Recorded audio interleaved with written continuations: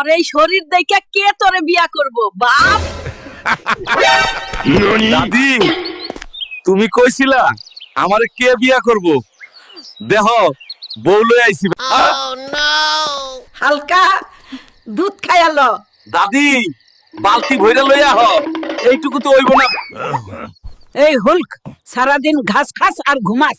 এই নেবাগ বাজার করে নিয়ে আয়। আচ্ছা দাদি, যাচ্ছি। মামা লাউতের দাম কত?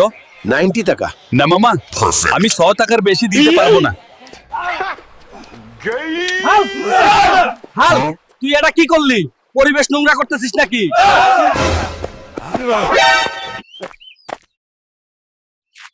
তোরা কাজ কাম ছাইরা গ্রামে আইসা পড়ে আসুস কেন? দাদি